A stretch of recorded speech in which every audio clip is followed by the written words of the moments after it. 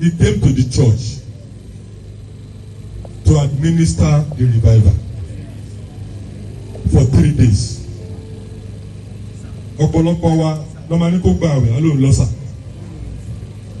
Èèyàn tí bí ẹ̀jẹ̀ ṣe rí ó sì wá síwájú Ọlọ́run ó wá ṣe revival yẹn.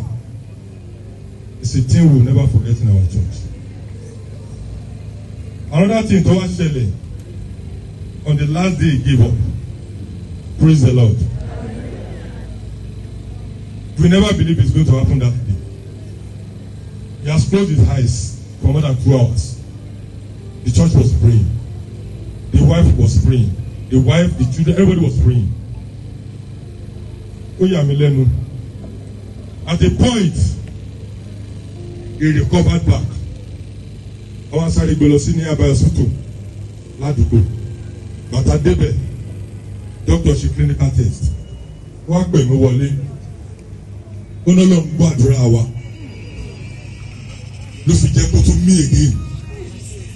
But now, it's done. Tó tó bá dé kó léṣẹ̀, Ọlọ́run ò ní gbàdúrà yẹn. Pé ìmí tó mí padà yẹn, the body is cold already, and it came back to life.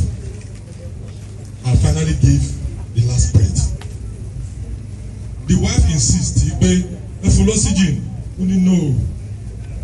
Only we can't trouble the body again. Only you have to live like that.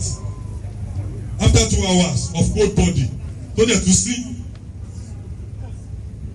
only we should go home and be thanking God. People ṣẹlẹ̀ ní chemistry, medical line. Only but àwọn táwọn, he happens to be a pastor. Ó wá ní nǹkan tó ṣẹlẹ̀ yẹn, Ọlọ́run sọ fún òun pé Ọlọ́run gbọ́ àdúrà tá à ń gbà. Ọlọ́run bring him to life. God bring him to life. God revive him. Ó ní àdúrà yẹn gbà ní. So it's a food for thought, and I will never forget today. I will never forget that day in my life. Bí Ọlọ́run bá ṣe fẹ́ gbọ́ àdúrà yẹn.